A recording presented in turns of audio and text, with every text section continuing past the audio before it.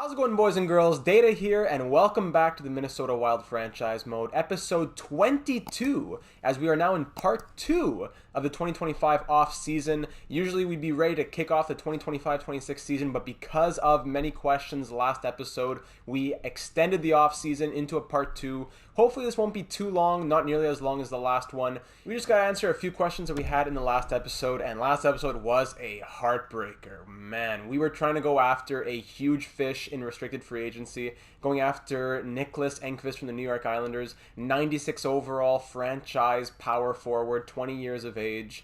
We offered him the 1 year, 19 point whatever million dollar contract, going out in Joe Sakic fashion, as Pat highlighted. But somehow, some way, the Islanders made the moves to go ahead and match the contract offer. So this comment here is asking that maybe we should check out, did the Islanders make some trades or something? I went back into the activity feed. It didn't actually show anything, so maybe it was just too long ago, back in July, or, now it's September 13th here. So maybe it was just too far back, but it wasn't showing me that the Islanders had any activity, so we're not quite sure about that. Also in the last episode, we kept most of our team the same. We went out and signed Andrei Burakovsky in case we really have to go in case we need to just keep him as a third-line option. We needed a third-line scoring forward. We didn't know who to get, so he's just kind of our backup insurance, but we may just end up trading him away before he even plays a game for us.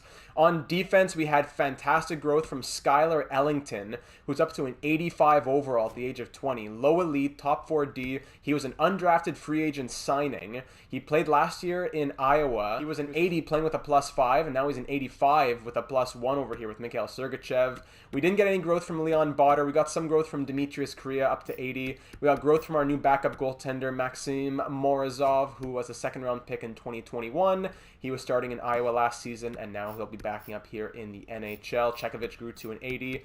Except it was an okay offseason for a lot of different reasons, but unfortunately we were left with a lot more questions than answers, because I'm not really liking that we aren't maximizing this line chemistry, and even just aside from the line chemistry, not a lot of good line fits. Kaprizov doesn't have a good fit. Boldy doesn't have a good fit. I'm not a big fan of this, especially, look, Leon Botter.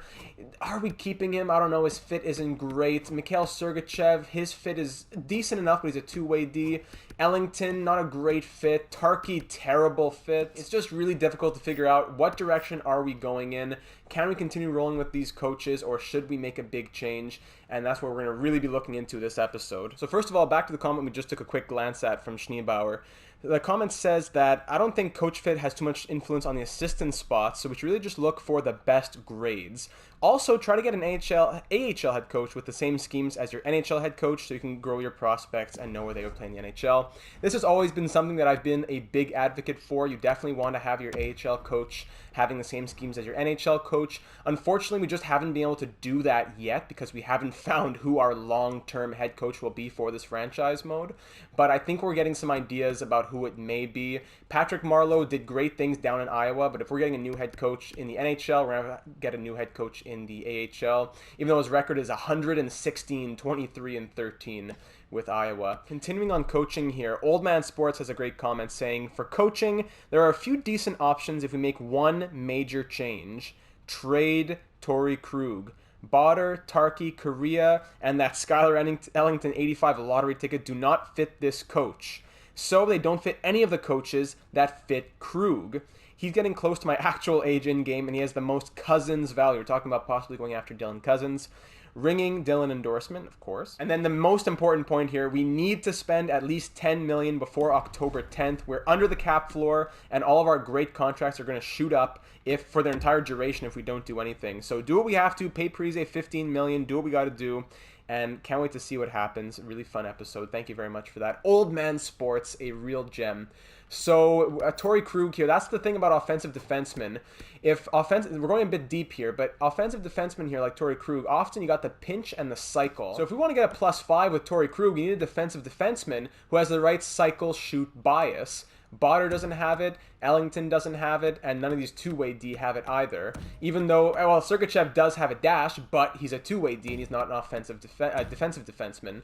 So we're never going to get a +5 with Torrey Krug if we don't change the coach. We could settle for a +3, sure, but then we're forced to get a +1 on the second pair, which is okay, and then the bottom pair is just absolutely terrible with negative twos. So that's the predicament that we're in. Not to mention, like I said earlier, the forwards not really being maximized as Kaprizov isn't being played to the best of his abilities. And then following up on his comment, Old Man Sports says hire Reinprecht. Talking about Colin Reinprecht here and the head coaches.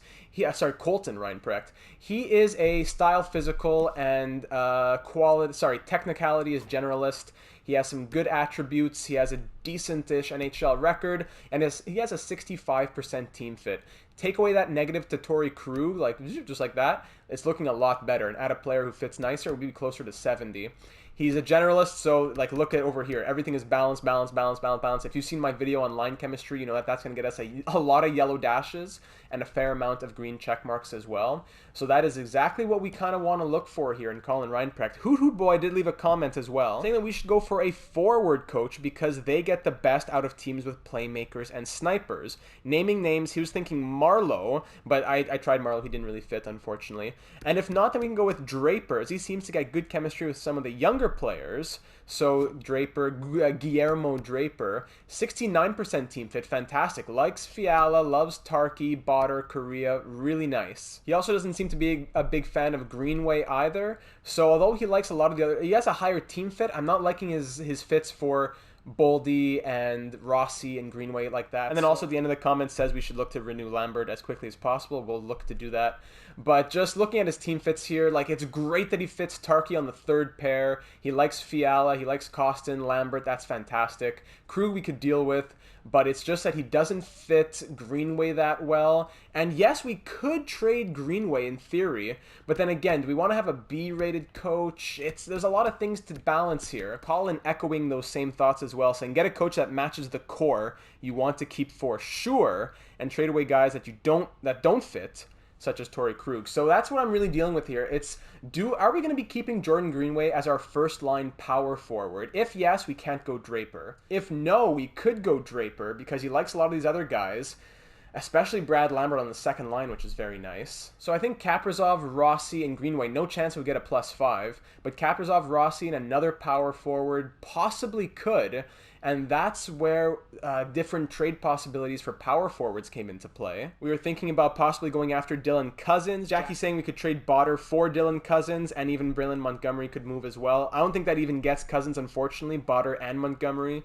So he has a ton of value. So both these coaches really do have different things that they have going for them. So I posed this question to the Discord server, and this is the reason why I pay the big bucks. We had a good powwow over there, but then there was one comment that really stuck with me.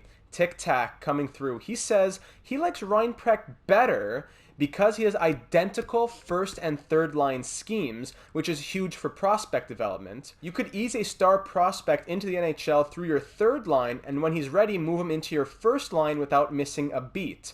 Balanced D-men are also not too hard to find. So who is the better coach for the Minnesota Wild today? I think it's Draper.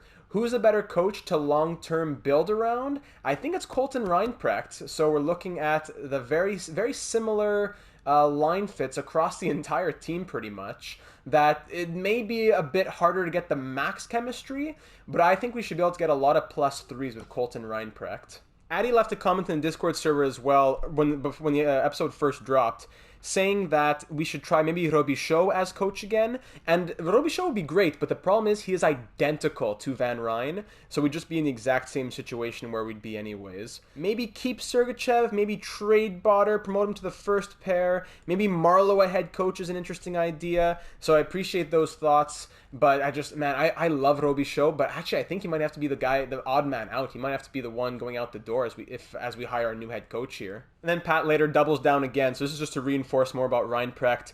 He says, get Reinprecht, trade Krug. We have 4 excellent young D-men that all don't fit with Krug. With defense, you need to choose between cycle and shoot.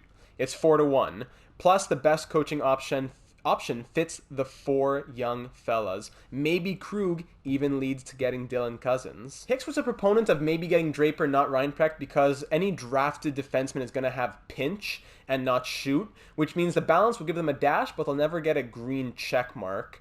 So again, it's unfortunate that we're not going to be able to get a lot of +5s, but I think getting the right people next to them, like getting rid of Krug and getting somebody else, will thereby help moving forward, and then we can just finally put this to bed and say we have a coach to have and not just a revolving door every season. Pat also mentions that having all 3 forward lines as overload is fantastic because you have pretty much all the entire top 9 is interchangeable, and then if we do keep Krug, him and Sergachev could be a +1 on the second pair while we go +5 hunting elsewhere with the balance shoot on pairs 1 and 3, while pair 2 is balance.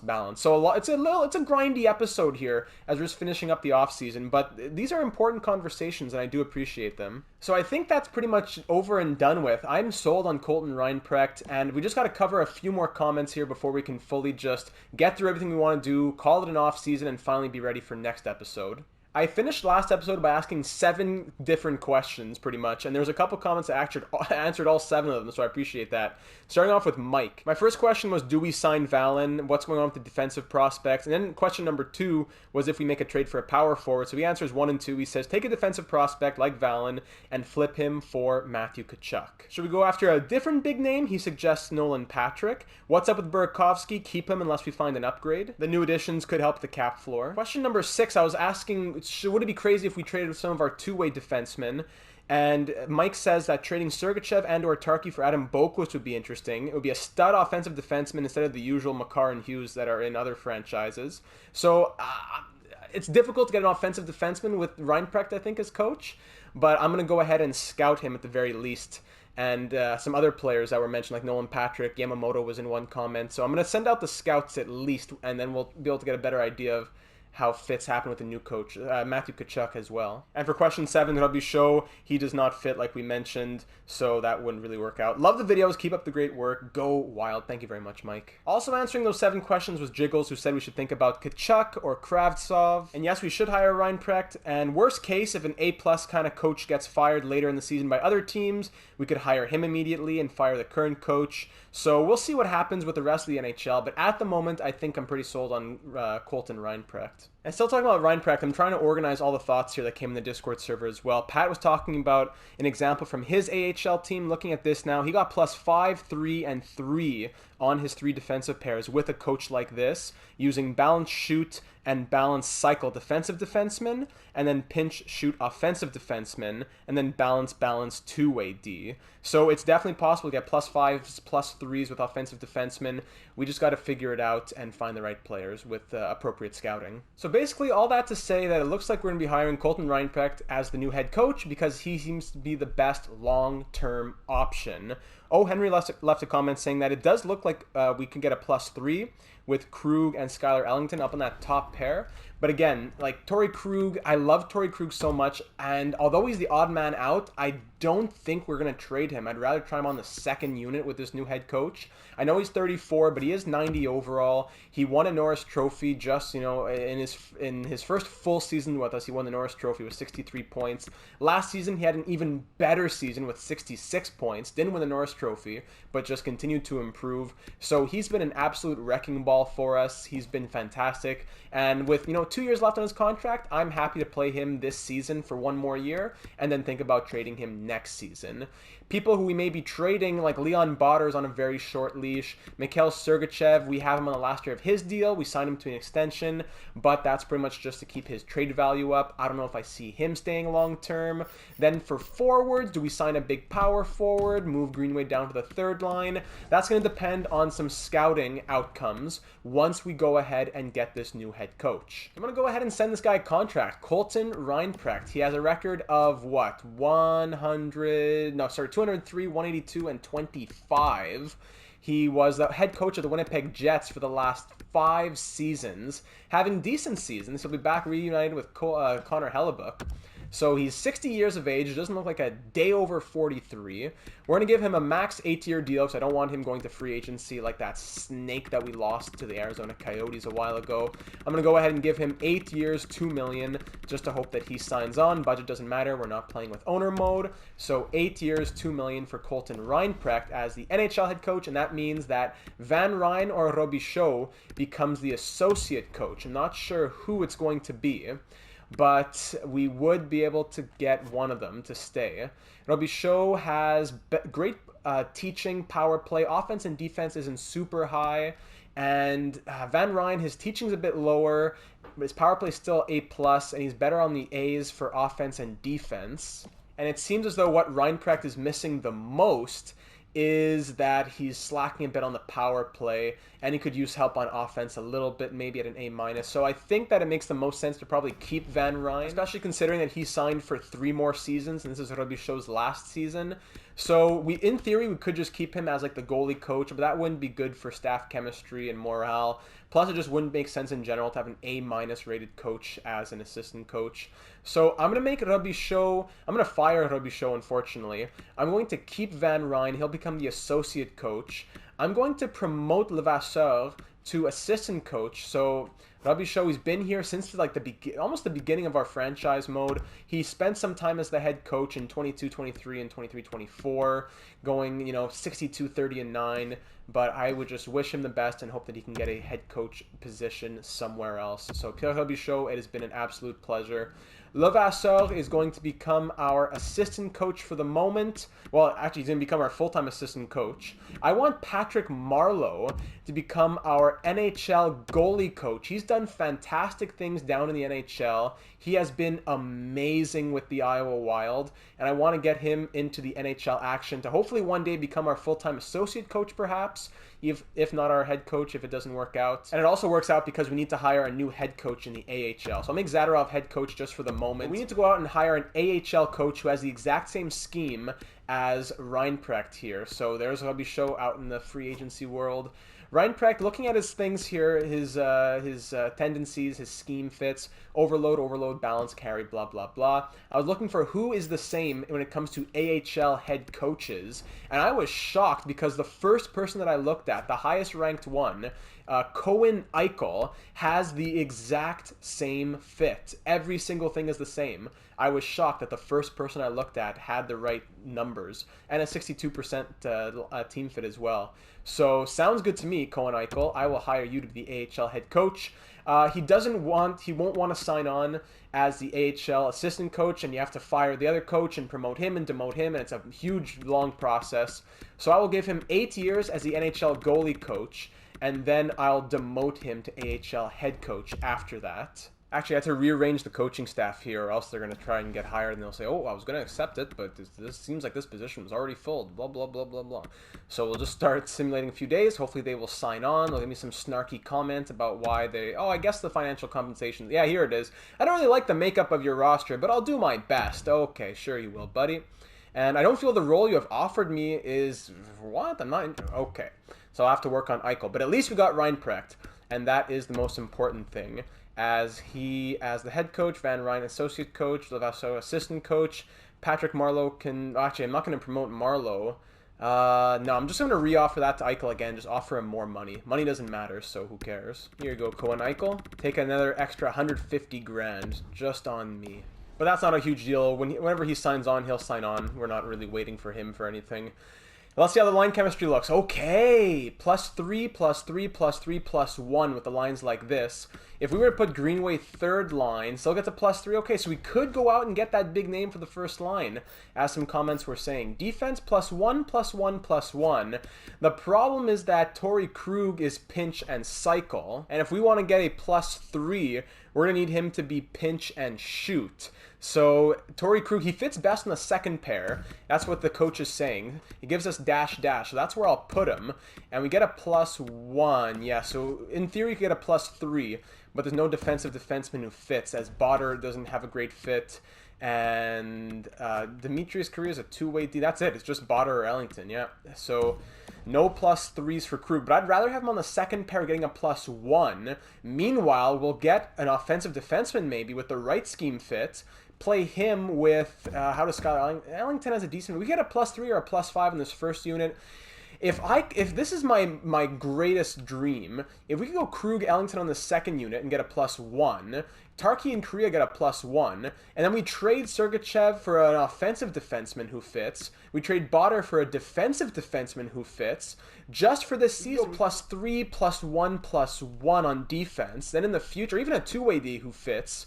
And then in the future, we can get better defensive chemistry. Meanwhile, we have fantastic forward chemistry. If we could get a +5 on this first unit, and then Greenway keeps a +3 on the third unit, and we can move Burakovsky. If we get just a really good power forward to play with Rossi and Kaprizov, our line score currently is 3-4, so we would need someone who has really, I don't know if a +5 is possible, even if we got a player who has all green check marks. Like, how does Klim Kostin fit? He has all green check marks. Yeah, even with all green check mark, it's only a +3 for that first line. We could get a +5 with Alex Kovanov, actually, but Marco Rossi doesn't have the greatest fit on the first line. It's a good fit, but not the greatest fit. But you know what? If we can get +3s in the entire top 9, I would rather have that than +5 and then +1/+1. So it's not going to come down to a question of chemistry, but rather, do we want a bigger name than Jordan Greenway on the first line? Greenway's been great with Kaprizov and Rossi. He's been really good. 57 points, 63 points, and we could just move him to the third line and get a better first line power forward. But I'm going to wait. We're going to do some scouting, and we're going to see what people have to say about that. We have to do some scouting for defense as well. There's a lot of scouting that we got to do. So what I'm going to do right now is pretty much go search around the NHL, find some defensive defensemen, two-way D, offensive D, power forwards, find some people who are some possible options. I'm going to watch list them, scout them, and then we can revisit that after the preseason. And then once you know their fits, you can give me better advice moving into next season. So I'm going to clean up the watch list a little bit. I'm going to take off people that we're not really watching anymore. So pretty much just keeping an eye on our old players here, guys that we have had before and that we've traded away, as well as Kravtsov, who I want to get scouted. So I'm going to go ahead and get a complete report on him. And we'll also go and check out some other players, such as Ekblad, Jones, Shabbat, two-way defenseman, Cousins, a power forward, some more two-way D, Jamie Drysdale, Adam Boquist as offensive defenseman, Kravtsov as a power forward, Kachuk power forward, Brandstrom, Merkley, and that's pretty much easy. Alex Formenton. I skipped over a comment by accident from Hef, and part of his comment was saying that we should look up Alex Formenton because he has ridiculously low trade value at around 22 years of age, and that should be something that we consider. So 82 overall, still has medium top 6 potential, 26 years of age on a good contract. Why not? Go ahead and give him a look. But for the most part, we just got to figure out how do these guys fit and who do we go after. We want to fix this team around this coach, mold it to this coach as much as possible. Because yeah, Mikhail Sergachev is one of the best two-way D in the NHL at 88 overall, but if he doesn't really fit, then we're going to be stuck in +1 world for a long time when we could be doing +5s and +3s. Unfortunately, like if we're thinking about trading Leon Botter, there's not really any other defensive defenseman possibilities. Like sorting in the entire NHL just by defensive defensemen, look at the top defensemen. We have like 4 of them. Botter, Pillman, Montgomery. Actually, if we sort, that's 3 of them right there by trade value. And by overall, we have Ellington at number 2. And then down here we have Botter as well in 83 overall. So there's not a lot of defensive defensemen in the NHL we could even think about. There is Chad Chelios on the New York Rangers, who was the 2nd overall pick in 2023. Wouldn't make a ton of sense to trade for him for the Rangers to give him up. So yeah, really weird that there aren't a lot of good defensive defensemen. Even in terms of prospects, we have 3 of the best right here with Botter, Pillman, and Montgomery. So that's why getting a defensive defenseman who fits would be a bit of an issue since there doesn't look like there's really any options. So with all the scouts sent out, they're not going to be back until I think about 1 week, so we can begin simulating through the preseason, see how that goes. Zach Parise, extremely happy to accept the offer. Cash offer was most generous. He's back at the age of 41 to sign on for one last season. He didn't want to retire. He didn't want to sign for any less than $2 million. We don't need him, but we don't want to let him retire down in free agency, so he will be a healthy scratch for the entirety of this season at a 77 overall, I believe. There he is. Actually down now at a 75 overall, but he still commanded $2.225 million. So, hey, Zach Parise, you're not done yet. So, first game of the preseason here against the Dallas Stars. We'll go ahead and... okay, thanks, Cohen Eichel. Very happy to have you. Trade offer, no thank you. We go ahead and a 4-3 shootout loss against Dallas. So now the coaching staff with Cohen Eichel signed on, he can become our head coach down in the AHL. So AHL assistant coach, Marleau promoted to NHL goalie coach. Eichel becomes AHL head coach. Got to do this whole song and dance because the chemistry and the coaching system is so broken. I don't know why he's neutral when he's now an NHL coach. So hopefully he'll turn his attitude around. Staff chemistry is at 60%. Hopefully that continues to grow, but having Eichel and Reinprecht with the same line schemes is going to be very beneficial for us. Continuing on in the preseason, okay.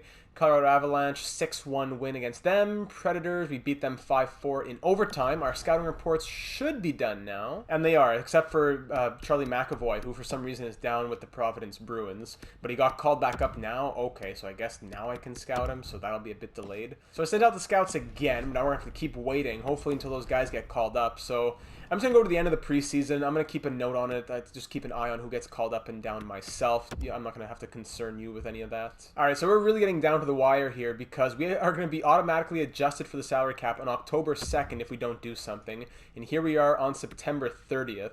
So I'm going to hope that the scouting reports are done. I just made a little bit of a jump there in the preseason. I should note, and I apologize for that, because players were getting sent up and down from the NHL. I had to keep canceling scouting reports, redoing scouting reports. Either way, we went shootout loss, win, overtime win, loss. So far, we're 3-1-1 through the preseason, and hopefully now the scouting reports are done. 5 goals, 2 assists, 7 points in 5 games for Torrey Krug. And now let's take a look at the players that hopefully are all uncovered. Aaron Ekblad, two-way defenseman. He fits all penalty kill lines. Okay. Seth Jones fits defensive pairing 2. Not really where we'd want him, but at least that's something to note. He could, in theory, play with Krug on that second pair, maybe. Thomas Chabot fits all defensive pairs. That's interesting. Thomas Chabot could be the replacement for Mikhail Sergachev on the top pair then, if he fits all deep pairings. 92 offensive awareness, functions as an offensive defenseman a lot of the time. He had 41 points last season, 52 the season before that. I can see Thomas Chabot being a very good option for us. Dylan Cousins, he fits forward line 2. That's interesting, forward line 2, but that's not really where we wanted to play him. Would we risk it? Ivan Provorov fits deep pairing 2. Charlie McAvoy, deep pairing 2 and power play lines. Also interesting to note that. Jamie Drysdale fits nothing.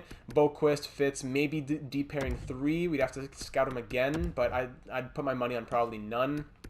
Kravtsov fits the third line. That's not really where we'd play him, right? If we got a big name, it would be Greenway going to the third line, not Kravtsov. Same for Tkachuk. Yeah, fits the third line. I want to play Tkachuk on that first line. So Tkachuk also fits the third line. Brandstrom fits the penalty kill lines. Merkley fits none, but he's still being scouted. Probably none, though. The offensive defensemen just don't fit. And Formenton fits the first line, but that's not really where we'd be playing him again. So looking at the contract situations here, Chabot was most interesting. 3 years at $8 million is his contract. Cousins is at 4 years of 7.7. McAvoy 4 years, almost the same as Chabot, just 0.09 more and 1 extra season. Drysdale contract, his contract is amazing. We could just trade a prospect like Hextall or something, some elite prospect who's not going to go anywhere with Sergachev and get any of these players probably. But what's it going to be? Even Tkachuk, 3 years at 8.1. These are good contracts. Just the fit doesn't look to be great. We could probably go +3 though. I shouldn't be tearing my hair out too much because we could still get +3 with Tkachuk on that first forward line. It's more for the defense with these pinch and cycle things that are making me pull my hair out. Sergachev on that top pair has 5 assists with Botter, I'm not sold on him. Ellington 2 assists +4. Torrey Krug 7 points +3. Tarky and Korea are playing okay. I wish the game would just come out and tell you if they're pinch, shoot, balance, and all that stuff instead of just telling you they're fit. Like an offensive defenseman, like Torrey Krug here, like all of them, they're going to be pinch and cycle at the very best, but we need to get pinch and shoot. And I'm not sure I don't think any offensive defenseman in the entire game has that aside from generated offensive defensemen, unless I'm mistaken. And in theory, we want to be building around good defensive defensemen who get 2 green check marks, but there's just no good defensive defensemen really in the NHL at the moment. And this team is set up to do well because of the glitches with generated prospects. This coach is a generalist, so a lot of general means a lot of dashes and check marks. That's good down the road, and even right now with the +3s. but I'm frustrated about the defense. So I guess that's just about all that I can really say right now for this episode. So in theory, like I said, let's say we want to go out and get Jamie Drysdale to be an offensive defenseman, or even Thomas Chabot. We were saying Thomas Chabot fits the defensive pairings, even though he's a two-way D. If we're going to go to Ottawa and say that we want Chabot, ton of trade value, but 3 years left at $8 million, we say we'll give you Sergachev, and we'll also give you this guy Hextall, and we could even get more out of Ottawa. This deal, I'd be pretty shocked if this didn't go through. I don't think it'll go through for Cousins. I remember we were having a really tough time trying to trade for him last episode. But if we were to try this for Drysdale or Tkachuk and then get picks back, this would 1,000% go through. If we wanted to go out and get just Matthew Tkachuk from the Calgary Flames, we could get him and prospects. So if we could go, rookie skater. We get a good rookie skater. Let's say this guy Whitaker, 76 overall, 21 years of age, sniper, bang. Get him. Also get Matthew Tkachuk. Also probably get a draft pick. And there's Sergachev and Hextall right there. So there's just a lot of permutations. And while we're talking about money, I know that Brad Lambert doesn't want an extension, but I'm going to go ahead and try to offer him one, as I said I would do at the start of this episode. He really doesn't want a lot of money. Even for 8 years, he only wants $8.7 million. That's insane. So he doesn't want the extension, which means we can't 85% it and get him at 7.5. But I'm going to definitely try to get him at 8 years, $8.5 million. That would just be insane for what he's going to grow into if all goes well. You know what? We have the time to try and play around with it. If he's not going to take 7.5, like 7.3 something would be 85%. So let's try 8 years, $8 million, a little 8x8 for Brad Lambert, and we'll see what he says. But it doesn't apply to this year's cap, so it's not a huge deal, whether he signs now or later, because it's going to be for next year's cap. Kovanov wants like 2.7. Yeah, we'll deal with Kovanov later on. The main idea in this episode was to go out and get the new head coach, and now that he's here, I need to hear suggestions from all of you. Do we keep the team looking like this heading into year number 6 with +3s all the way? We have to fix the salary cap for sure. Don't worry, we will do that. At the very least, well, we'll have to make a move on this day right here. I can't go another day, because if we need to sign a free agent, or if we're making a trade or something, it has to be done now so that it'll take effect for October 2nd. The biggest question is that defense with these dashes and these check marks. What do we do? Do we go after somebody? What is the plan? So I hope that this episode was relatively short. I look forward to hearing your thoughts heading into the regular season. So again, for the forwards, we could always just swap Burakovsky and Greenway, get a new first-line power forward. It probably would just only be a +3, but still, I'd rather take an 88 or an 87 at a +3 than Greenway at a +3, and then put Greenway at a +3 on the third line with Kovanov and Kostin, and they can just tear it up down there, right? So please do not hesitate to reach out in the Discord server. We can talk about the coach's line fit scheme. We can talk about different possibilities. I can show you different fits, maybe if they're scouted of different players. Or you just want to know anything about anyone else, I can go ahead and do that. But I'm going to wrap it up there. I'm going to stop talking because I'm just confusing myself. Thank you for watching this shorter episode, and any and all thoughts will be much appreciated as we finish off the offseason here, part 2. The next episode will head into the 2025-26 regular season. So thank you once again for watching, and I'll see you in the next one.